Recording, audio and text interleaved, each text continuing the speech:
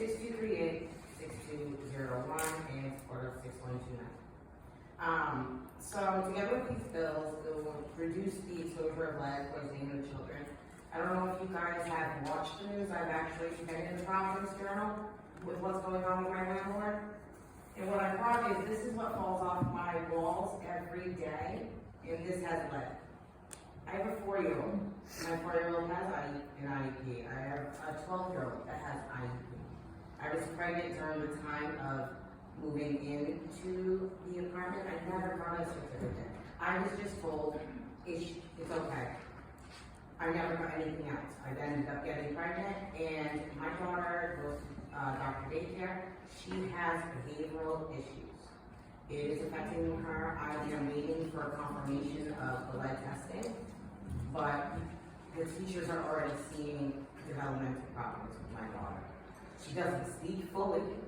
She struggles with walking, and I have to literally live in fear of this right here falling off every day, and I have to clean it up. This is from our bathroom. I have to give my daughter a tubby again, and nothing gets done. We need to reduce the exposure, and I've worked in mental health, in psych wards. This affects them as adults also. It's not just our children, but when the adults also deal with this.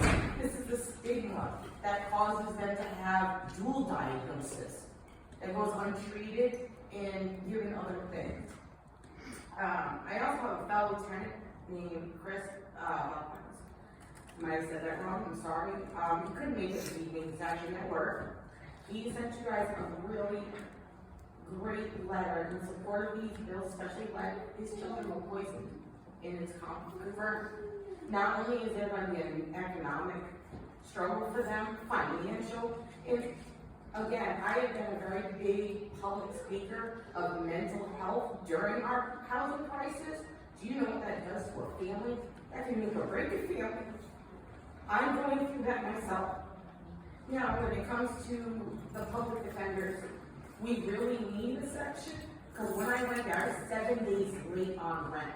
7 days out of 5 years.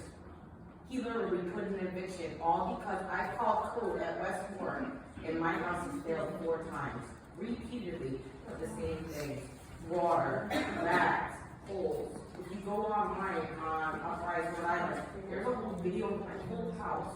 I laid it there for the public to see what really is going on. I do pay my rent. I pay $19.50. I pay my rent. I only had to late once, and it got taken care of throughout the now 6 years I've lived there. Okay?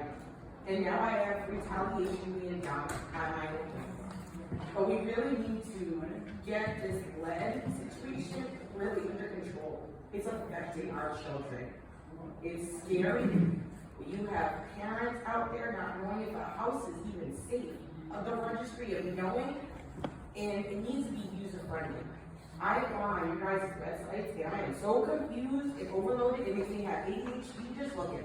I need like 10 different screens just to get to one thing. It needs to be easy, user-friendly, public accessible. I'm not asking for all the information. I don't want the landlord social. I just want to make sure that apartment I'm looking at is lead-free. And making sure, when it comes to all the evictions, just so you know, I have an eviction on my record.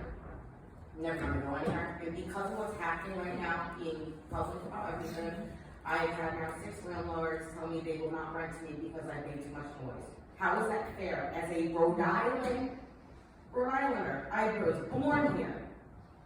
And I can't even now get a new rental because I spoke up, because I called code myself in order to get help. And that's why I became part of ReclaimRI, to help stand up for other people, to help advocate and help direct them to where we can get some help. And kind of ask you guys, please look what's happening in your communities. Your community is scared.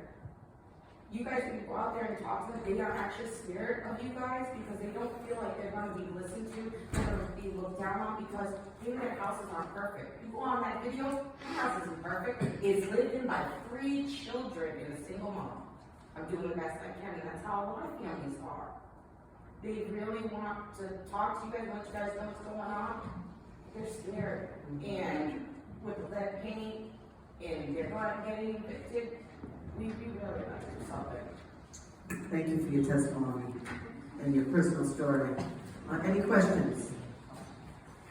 Hearing none, we'll go to the next week. But believe me, we heard you. We're listening. All three of you.